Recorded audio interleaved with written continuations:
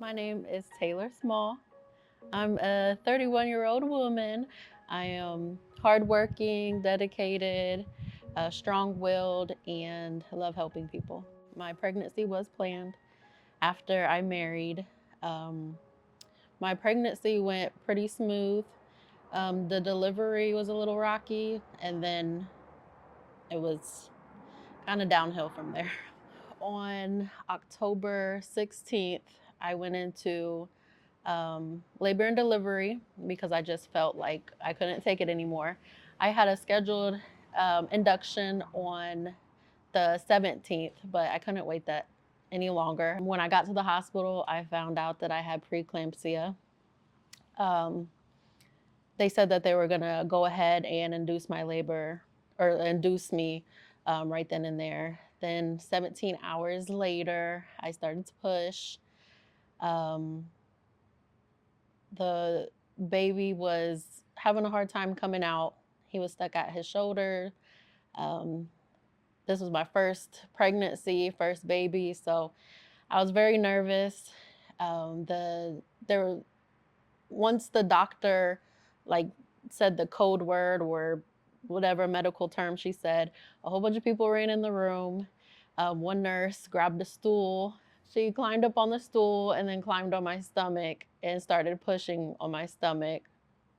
And then the baby came out, and I was glad. He seemed pretty healthy. I heard him cry. Um, the doctor said that he was 9 pounds, 7 ounces. I did hemorrhage after delivering him. So that was the first trauma. Um, my baby was still fine at that point. He slept in the room with me and my husband.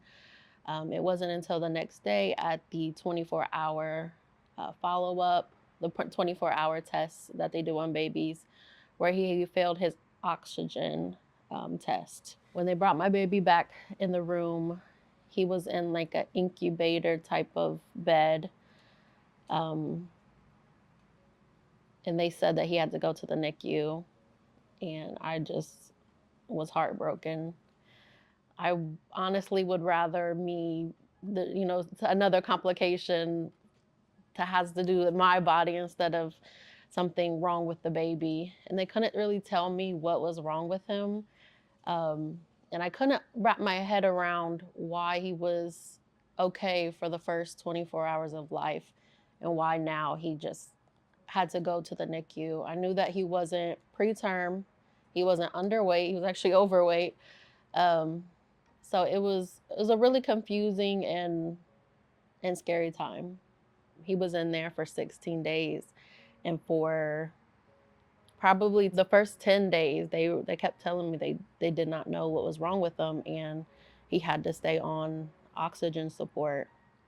When I went into the NICU every day to visit him, he had those tubes up his little nose, and he was getting little rashes on his cheeks because the tubes were rubbing on it and the little adhesive was irritating his skin. And there was just nothing that we could do for him, or we didn't know how long he would be there or what would happen.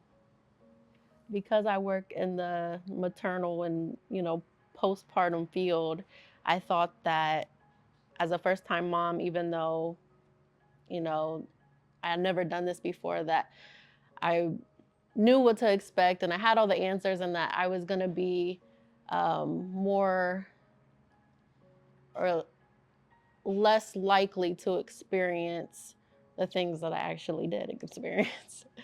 I wish that I had a doula. Didn't think I needed one because I thought I knew what I was doing.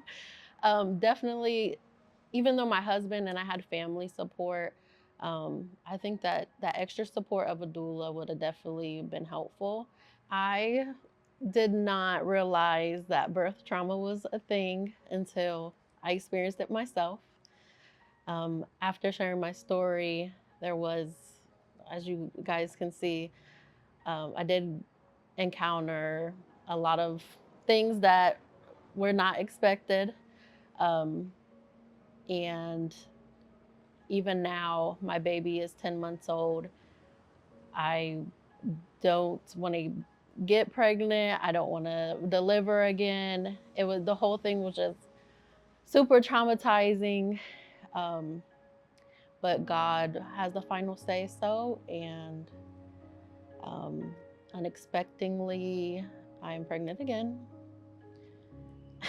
I'm 3 months pregnant. I'm scared. I've already asked one of our staff to be my doula because I'm definitely going that route this time around.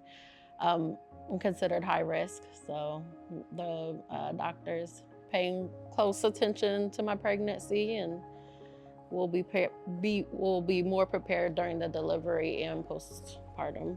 I think it's really important that women share their story because you never know who it's going to impact. I think that my message that I want to leave with everyone that works in this field is to be sensitive, because this is a very vulnerable time for families, and the more compassion and care that the healthcare and people working in hospitals and clinics um, display, I think the more it will help families get through the difficult times.